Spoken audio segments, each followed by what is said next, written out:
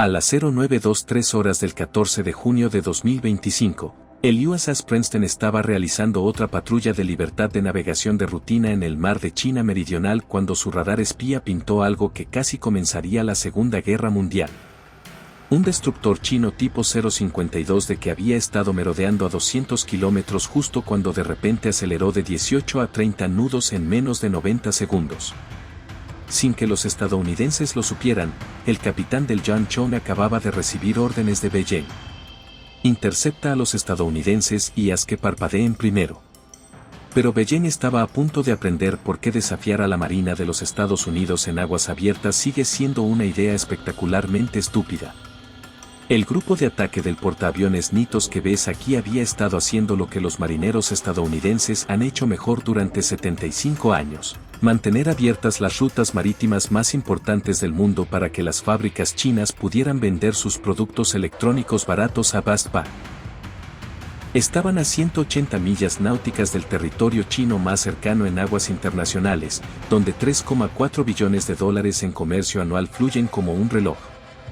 La misión del grupo de ataque era la libertad de navegación de los libros de texto, el rumbo predecible, las intenciones transparentes y el tipo de conducta profesional que separa a las armadas reales de la milicia flotante. A las 09:26, la clasificación del objetivo estaba completa. Los operadores de radar habían identificado positivamente un destructor tipo 052 de la Armada China con una evaluación de amenaza de moderada a alta. Dentro del Centro de Información de Combate del Princeton, el oficial de acción táctica observó el vector del destructor chino con la calma que proviene de tener 122 celdas de lanzamiento verticales cargadas con suficiente potencia de fuego para convertir cualquier barco chino en alimento para peces. El radar espía, el sensor naval más avanzado del mundo, pintó una imagen tan clara que se podía señalar cada detalle del barco enemigo. A la velocidad actual del destructor chino, alcanzaría el rango de combate de armas en exactamente 17 minutos. Las matemáticas eran simples pero aterradoras para los chinos.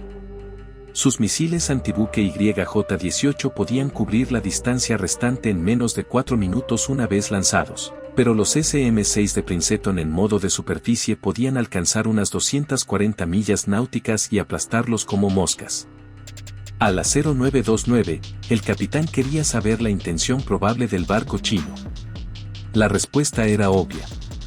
A la velocidad y el rumbo actuales, estaría dentro del rango de lanzamiento de armas en 14 minutos. La recomendación era ir a los cuarteles generales. Pero la respuesta del capitán fue pura confianza estadounidense. Veamos cuánto quieren avergonzarse primero. Eso es incluso si pudieran llegar allí de manera segura.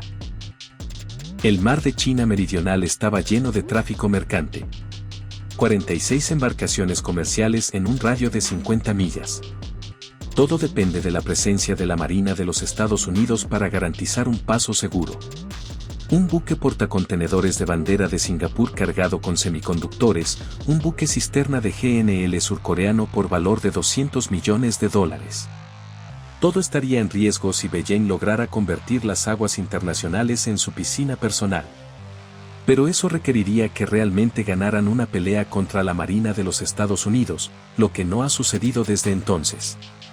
A las 09:30, la capacidad de compromiso cooperativo del Princeton compartió automáticamente los datos de amenazas en todos los barcos del grupo de ataque. La propia NITS, 104.600 toneladas de diplomacia estadounidense flotante que transportaba 90 de los aviones más avanzados del mundo, ajustó sus operaciones de vuelo con la precisión de un reloj suizo. Los destructores Chang-Hun y Kit cambiaron de posición para tomar posición alrededor del portaaviones, lo que convertiría cualquier ataque chino en un viaje de ida al fondo. A las 09:35, el panorama táctico pasó de preocupante a peligroso. El E-2A Hawk orbitando a 25.000 pies, proporcionando una vista divina de todo lo que se encuentra dentro de los 400 metros, detectó múltiples aviones que se lanzaban desde el portaaviones chino Shandong.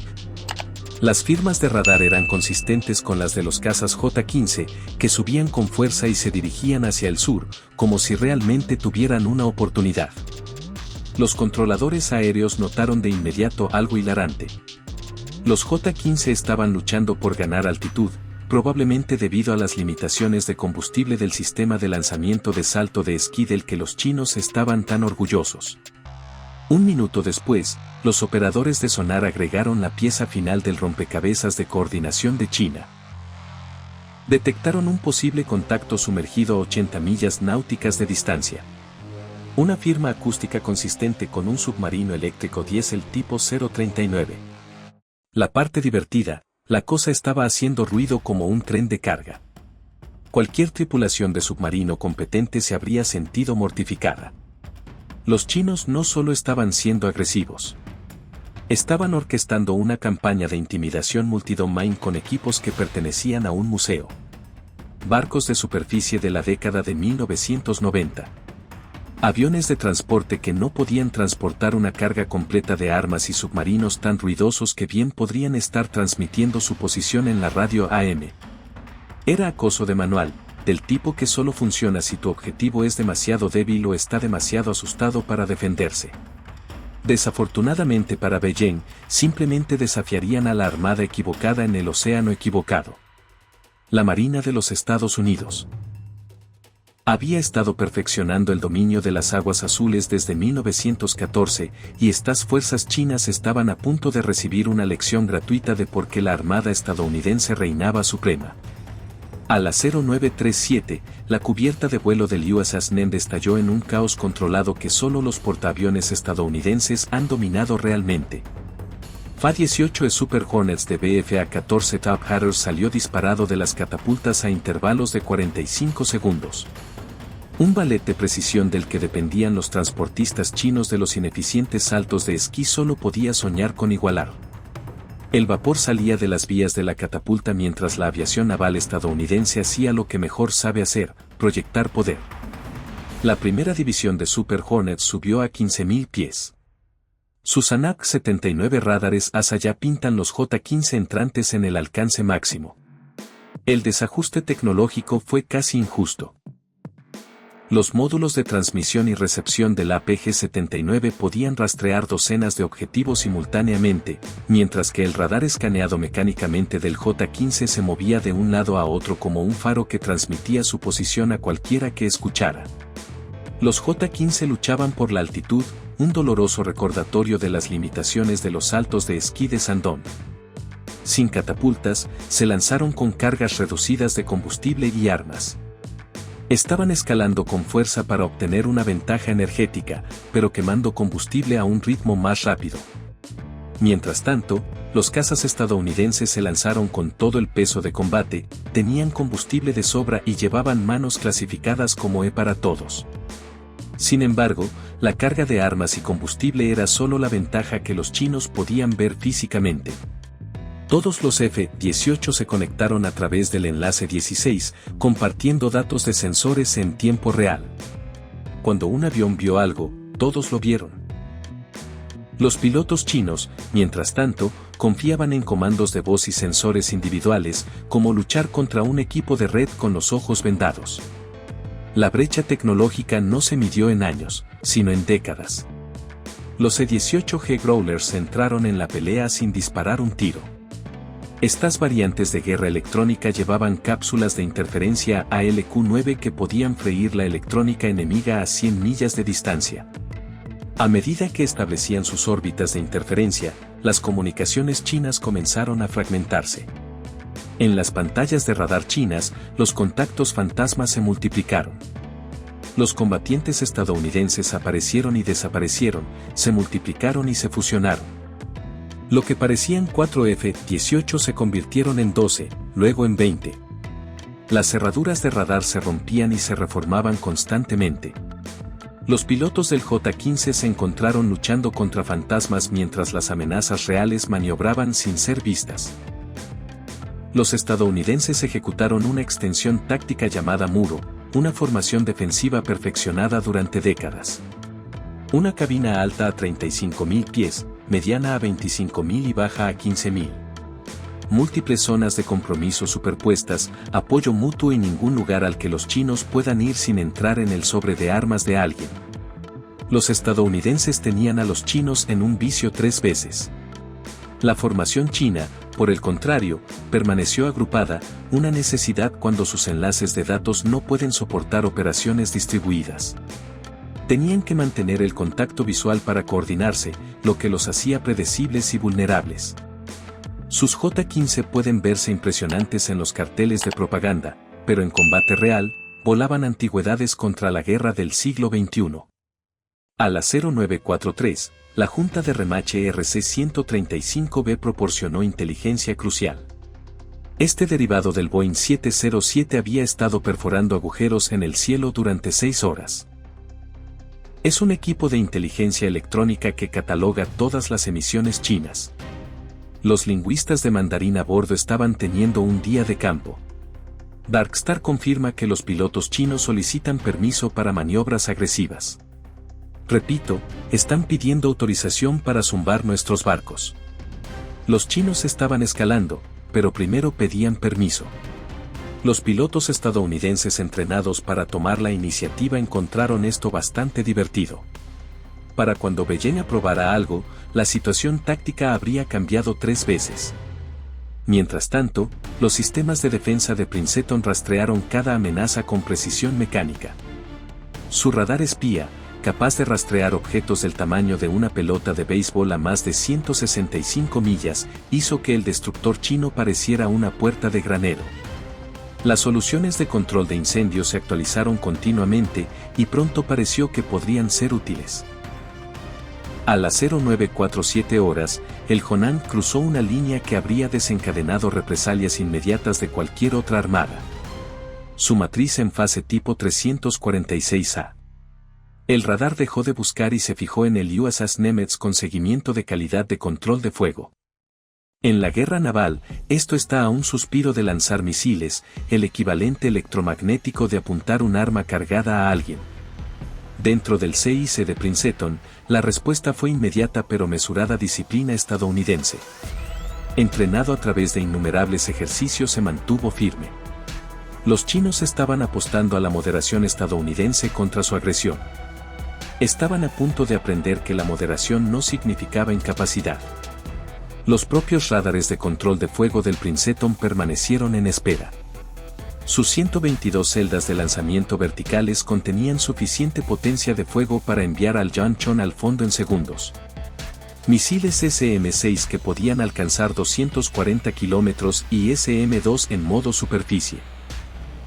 Todo listo para convertir el barco en el arrecife artificial más nuevo de la zona. Cada solución de cocción se actualiza continuamente. El destructor chino estaba en riesgo por múltiples sistemas, desde múltiples ángulos, con 0 posibilidades de supervivencia si esta situación se intensificaba. El bloqueo de control de fuego persistió durante exactamente 30 segundos, el tiempo suficiente para afirmar que podrían haber atacado.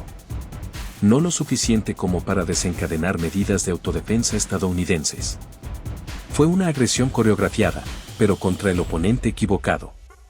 La tripulación del Princeton documentó todo, marcas de tiempo, características de la señal y datos de rumbo. Información que sería bastante útil en una guerra de disparos real. Pero a pesar de que el barco chino detuvo su iluminación, las cosas estaban lejos de terminar. En el aire, un piloto de J-15 decidió demostrar su propia imprudencia, rompiendo la formación. Se lanzó hacia un F-18 con lo que los pilotos de combate llaman un golpe. Un pase cercano agresivo destinado a intimidar. El piloto estadounidense entrenado en Top Gun, donde se comen tales maniobras para el desayuno, simplemente rodó invertido y se colocó en la posición del caza chino a las 6. Durante 3 segundos, el estadounidense tuvo una solución de disparo perfecta. Su pantalla montada en el casco mostraba los motores de combate chinos brillando en infrarrojos. Un apretón del gatillo enviaría un enrollador lateral a IM-9 de octubre directamente por el tubo de escape del J-15. No apretó. Disciplina profesional sostenida. El momento pasó, pero los chinos todavía tenían un truco bajo la manga. La escalada china alcanzó su punto máximo cuando el submarino hizo su movimiento. El barco diésel eléctrico tipo 039 se había estado acercando, utilizando la profundidad de la capa para enmascarar su aproximación. A la 0951, cometió un error crítico, levantando su snorkel para recargar baterías. Sonda de Teo con rumbo de contacto subsuperficial 159. Alcance 15.000 metros. El contacto es snorkeling. Clasificado como tipo probable 039. Está haciendo ruido como un tren de carga. El capitán del submarino no sabía o no le importaba que el conjunto de sonares EQ-89 del Princeton lo hubiera estado rastreando durante la última hora. El barco tenía su catálogo de firmas acústicas, su posición fijada a pocos metros. Si esto se volviera cinético, tendría unos 12 segundos para contemplar sus elecciones de vida antes de que una slug convirtiera su bote en comida para peces. La imagen táctica se había convertido en un estudio de libro de texto sobre cómo no realizar operaciones navales. Las fuerzas chinas se habían posicionado en una caja. Portaaviones al noroeste, un destructor al oeste y un submarino al suroeste. Si comenzara el rodaje, ninguno de ellos sobreviviría a los primeros 5 minutos. Y los estadounidenses estaban a punto de mostrarles exactamente cómo sucedería eso. A las 14:30 horas, el USS Nimitz lanzó todo lo que podía volar. 48 aviones rugieron desde su cubierta en la mayor exhibición de poder aéreo de un solo portaaviones en años. Superavispones cargados con armas reales. EA-18G Growlers que transportan paquetes de guerra electrónica que podrían bloquear una ciudad. E-2 de Hawkeyes al mando del terreno elevado eléctrico. El cielo de la tarde se oscureció con los aviones estadounidenses. Los Growlers fueron a trabajar primero. Sus cápsulas ALQ-99 que funcionan a plena potencia convirtieron las pantallas de radar chinas en arte moderno. Aparecieron contactos falsos por cientos. Los aviones reales se desvanecieron en el ruido electrónico. La imagen de defensa aérea del Shandong parecía como si alguien hubiera arrojado dolor a las pantallas. Los controladores chinos no podían distinguir las amenazas reales de los fantasmas. Todo era una amenaza. Luego vino el submarino, un submarino de ataque de clase Virginia que había estado siguiendo a la formación china durante 8 días. Silencioso, invisible, paciente. A las 1547, salió a la superficie a 6 millas náuticas del Shandong, lo suficientemente cerca como para que los vigías chinos vieran su agujero negro con sus globos oculares Mark I. El impacto psicológico fue devastador. 8 días de operaciones no detectadas, toda su pantalla antiubmarina, helicópteros, boyas sono y sonar montado en el casco no habían podido detectar el submarino estadounidense de 7.900 toneladas. Si esto hubiera sido una guerra, su portaaviones ya estaría tostado. El oficial al mando del submarino ordenó una superficie de emergencia puramente por efecto. El submarino salió del agua como una ballena que se abre paso. El agua caía en cascada de su pasillo bajo el sol de la tarde. Los fotógrafos de los barcos chinos tendrían tomas perfectas del dominio estadounidense.